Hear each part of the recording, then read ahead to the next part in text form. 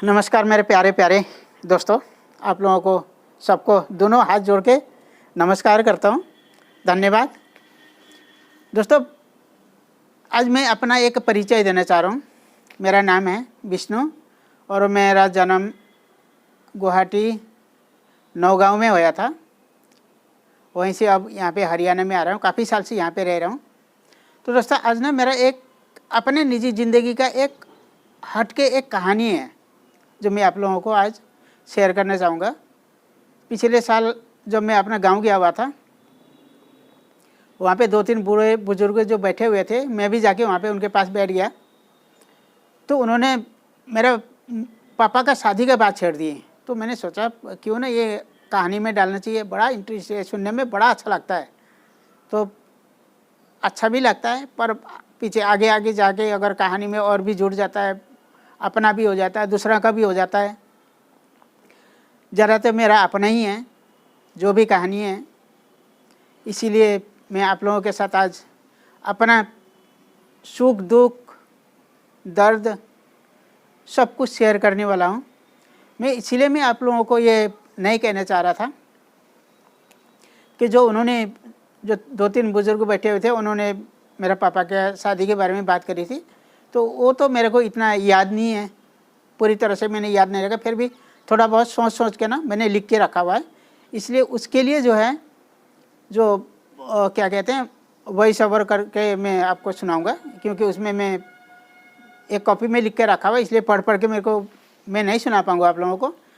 ठीक है दोस्तों, ये अच्छी तरह से आपने सुनना है। अब कहते हैं ना, जब मूवी स्टार्ट होती है तो कुछ मज़ा नहीं आता सुनने में। जब आगे आगे जाएगा, आगे आगे बढ़ते रहेगा, तब कितना मज़ा आता है मूवी देखने भी। तो इसी तरह ये भी एक मूवी की तरह ही है। अगर पूरा कहानी सुनाने लग जाऊँ मैं, महीनों बीत जाएंगे तब भी नहीं सुन पाओगे। इसलिए धीरे धीरे करके हफ्ते में 2 बार मैं अपना कहानी आप लोगों को सुनाना चाह रहा हूँ। जो अब मैं वॉइस ओवर करके सुना रहा हूँ, तब तक के लिए नमस्कार कर दीजिए। मैं नमस्कार करता हूँ आप लोगों को। Thank you. एक 9 साल की बच्ची का शादी का कहानी। वो कोई नहीं और ये 9 साल की बच्ची जो मेरी माँ थी। कहानी के पीछे मैं बहुत बुरी तरह से पिस गया हूँ। कहानी है आज से कम 85 साल पहले, यानी कि 85 ईयर्स पीछे ले जा रहा हूँ इस कहानी को। तकरीबन 1940 का बात है। एक पहाड़ी इलाके में गांव होता है, जहाँ पर मेरा पापा का घर का 3 भाई होते हैं और एक बहन। 2 भाई की शादी हो चुका था।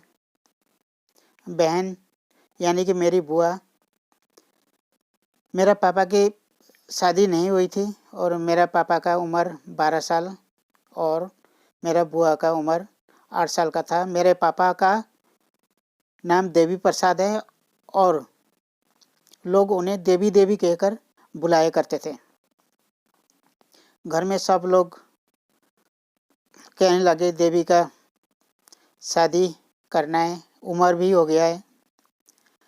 उस ज़माने में शायद छोटी उम्र में शादी करते होंगे, इसलिए कह रहे होंगे 12, नहीं तो 12 साल की उम्र में कौन शादी करता है। आप खुद समझ सकते हो, 12 साल की उम्र में कोई शादी नहीं करता होंगे।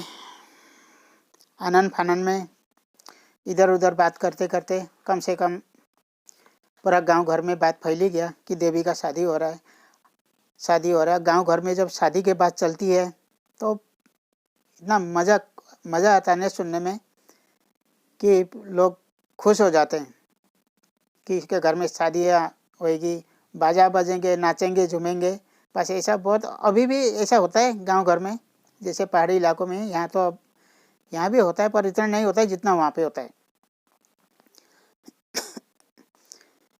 अगले दिन मेरा ताई जी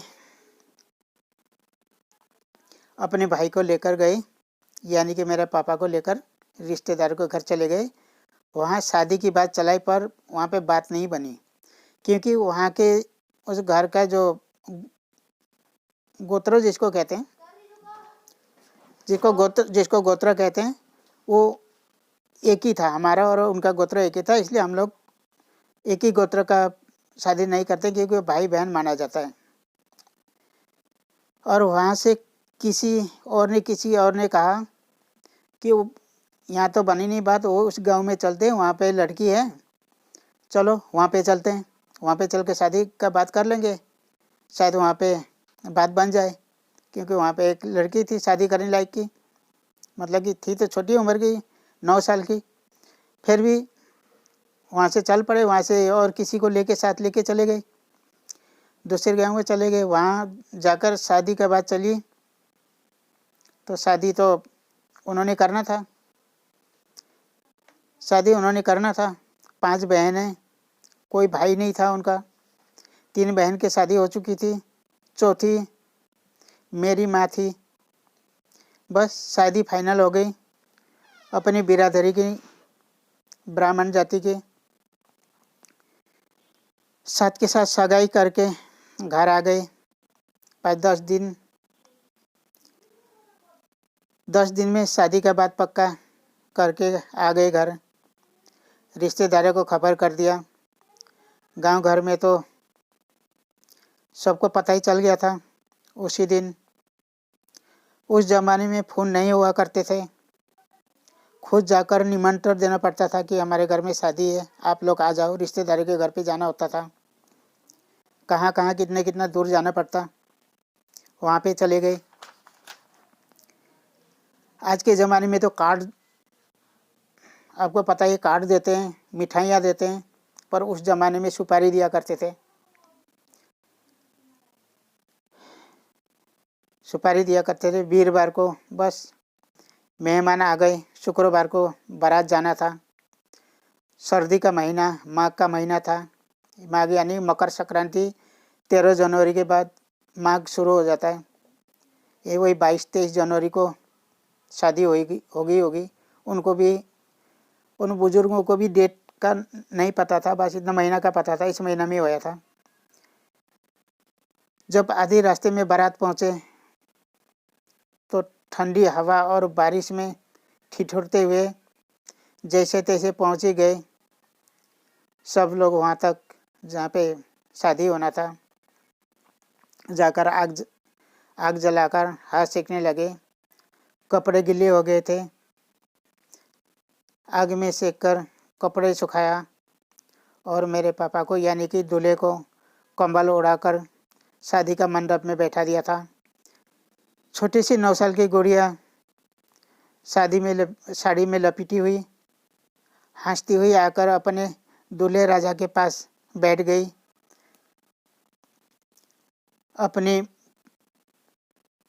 अपनी पूजा पाठ करने लग गए पंडित जी।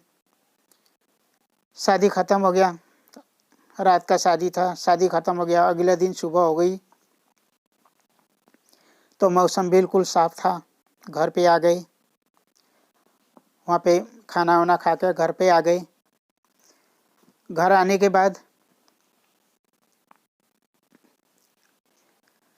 जब घर पे आ गए तो घर आने के बाद हमारे यहाँ जब तक कुल देवी का पूजा नहीं करते तब तक अंदर घुसने नहीं देते हैं। आप लोगों को पता नहीं होगा शायद, हमारे रीति रिवाज ऐसा है, जब तक शादी करके कुल देवी का पूजा न करे तब तक घर के अंदर घुसने नहीं देते। बस घर पे आके भी 2-4 घंटा पूजा पाठ होती है, उसके बाद फिर कुल देवी का पूजा करते हैं। उसके बाद अंदर कुल देवी का पूजा करके अंदर घुसाए उनको, बस। और क्या था, शादी हो गई। मेरे पापा स्कूल जाया करते थे, अगला दिन से स्कूल जाने लग गए। मेरी माँ मेरी दादी के पास सोया करती थी, छोटी सी थी, रोती थी, अपनी माँ को याद करके रोती थी, अपनी बहनों को याद करके रोती थी। उसको पता नहीं था कि शादी होकर इस तरह आके बैठ जाते हैं। जाना नहीं देते थे, अकेले नहीं जा सकती थी अपने मायके, अपने माँ के पास। बहुत रोई। तो ऐसे करते करते मेरा पापा एक पंडित है, पंडित का जो भी करते हैं, संस्कृत वगैरह जो पढ़ते हैं वो पढ़ते थे। अचानक ही शादी के बाद 2-3-4 महीने बाद उनको जाना पड़ा बनारस जाना पड़ा। बनारस जाके अपना जो पंडित का जो कोर्स होता है इसको पूरा करना था। 4-5 महीने के बाद वो बनारस चले गए। जब 4-5 महीने के बाद बनारस चले गए, उसके बाद 1 साल का कोर्स होता था। मेरे पापा जाने के बाद 6 महीना बीत गए होंगे। तो वहाँ पे एक या 2 घटना घटी। तो गांव के बच्चे जो हैं अपने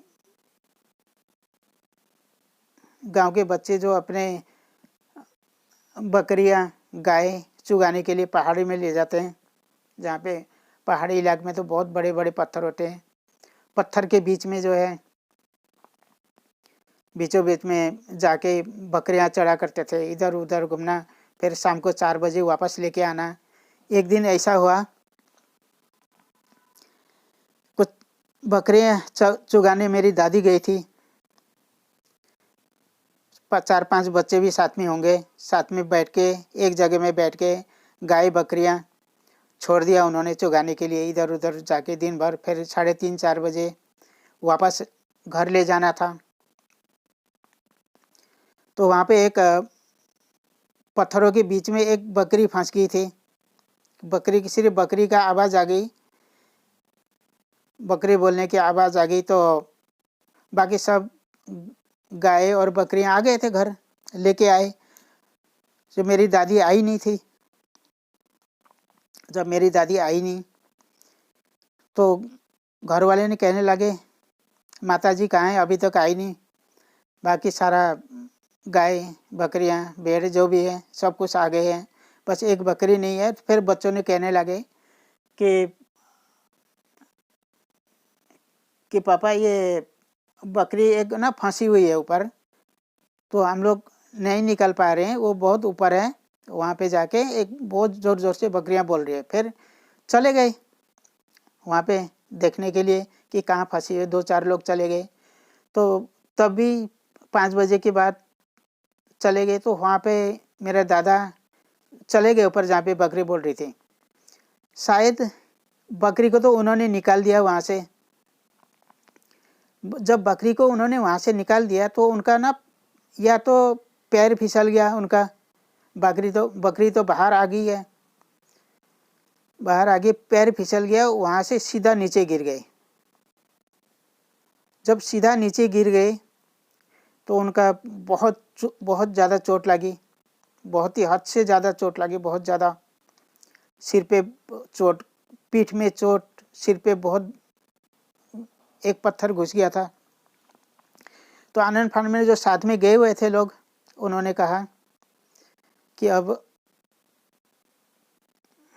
क्या करें, इनको तो अब ले जाना ही पड़ेगा उनको। फिर मेरे दादा को पकड़ के, मेरे दादा को उठाने के लिए जब वहाँ चले गए तो मेरी दादी भी वहीं पे पड़ी हुई थी, क्योंकि मृत्यु अवस्था में।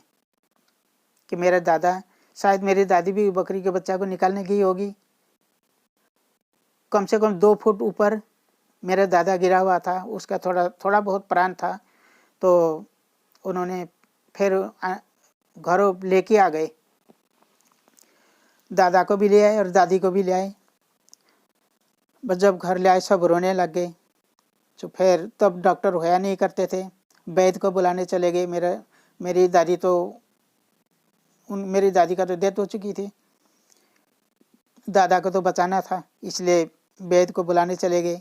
जब तक वैद्य आ गया तब तक मेरा दादा भी जा चुके थे। ऐसा घटना हुआ था वहाँ पे एक बार। तो इसी तरह शायद मेरे दादा ने मेरी दादी को देख लिया होगा ऊपर से, शायद इसलिए वो एकदम ही चौंक पड़े, गिर गए, ये उनको शौक लग गया, कुछ भी हो, ये कुछ बता नहीं सकते। तो हमारे दादा और दादी का इस तरह मौत हो गई थी। अब मेरे पापा को बुलाने का काम आ गया। तब तक चिट्ठी नहीं था, फ़ोन नहीं था। चिट्ठी होता भी, चिट्ठी भेजते भी कम से कम 1.5-2 महीना लग जाता। फिर वो गांव से किसी को भेज दिया बनारस से मेरे पापा को बुला के ले आए। बनारस से जब बुला के लाए तो हमारा 13 दिन तक क्रिया होता है। 13 दिन क्रिया करके फिर बस अब माँ बाप अगर नहीं रहे तो आपको पता ही है भाई भाई में क्या होता है, वही लड़ाई झगड़ा। पापा नहीं पढ़ पाए, उनका जो 1 साल का कोर्स था वो नहीं हो पाया, सिर्फ 6-7 महीना उन्होंने कर पाए। उसके बाद घर पे रहने लगे 5 साल, उसके बाद 4-5 महीना घर पे रहे। घर में रहने के बाद गांव घर में जो है कोई फौजी रहा करते थे। उन्होंने कहा चल चल देवी मेरे साथ चल, मैं तुझे ना आपको मैं नौकरी में लगा दूंगा, तो मेरे साथ चलो कहकर उन्होंने वहाँ से डिब्रूगढ़ ले गए, असम में।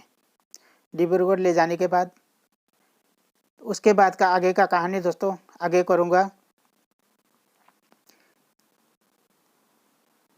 अगला पार्ट में ये मेरा कहानी पूरा होएगा इसका, तो उसके बाद तो मैं और भी करते रहूँगा दोस्तों। आप ध्यान से सुनिएगा। थैंक यू मेरा वीडियो सुनने के लिए, देखने के लिए आप लोगों को बहुत बहुत धन्यवाद। हफ्ते में 2 बार मैं अपलोड करूँगा।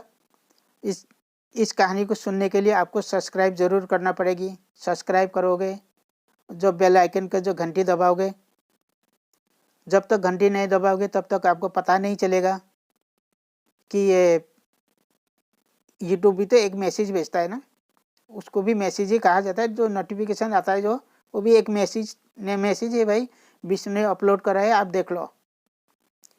ठीक है, तो आप ये ज़रूर कर लीजिएगा। Thank you.